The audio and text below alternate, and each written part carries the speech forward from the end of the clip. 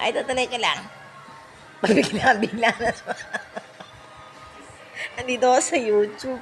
Ano, nababore ka ba YouTube? Ika tao. O sige, magbe-belly dancing ako. Aliwin kita. Tangar.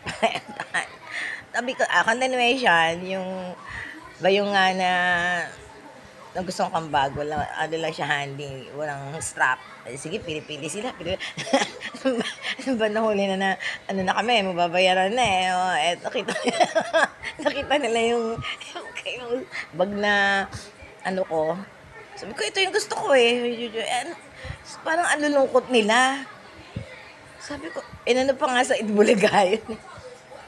Respeto kay Wally Bayola ho. O nakita ko parang minostra pa niya sa Itbulaga yung bayong na exactly lang naman na pareho yung bayong na, sabi ko, ito yung bayong na parang bayong na bag na class na gusto ko sa Thailand na. Kasi sa Kapampangan sa amin, Wally kapatid. Si Wally Bayola ho sa Itbulaga. Yun, nakita ko yung respeto ho. Nakita ko yung bag niya, yung bayong na nagustuhan ko. Wala lang. Coincidence lang siguro. Kunwari. Tapos, bila sila lumungkot. Totoo yan, huwag magsisinungaling ha. Huwag kayong mga huwag kayong magsinungaling. Ito naman parang yung mga biglang bagsak yung mga mukha nyo eh. Kasi ano yun eh, presence of mind. Alam ko na ngayon, awareness ko. Okay, kasi siguro yung mga presence of mind nila, hindi nila pipiliin gusto nila. O tama, di ba? Presence of mind nyo, ako buo.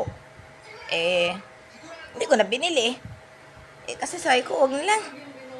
Kasi bibilin ko, alulong ko ng mga mukha eh. Okay, mga bituka na alam na pamilya, alam yung totoo yung sinasabi ko. Di ganun lang, hindi ko na pinili. Ganun na din. Sabi ko, kakainis, hindi ko na binili. Sad yung mga mukha nila eh. Kasi presence of mind niya, ngayon lang ako na-aware. Parang yung gusto nilang piliin, magulo yung mga ano nila, presence of mind nila. Kaya parang nalungkot sila doon sa pinili ko. And then, ano pa nangyayari? May ano kami nun, madalas kami nagsasalpukan doon.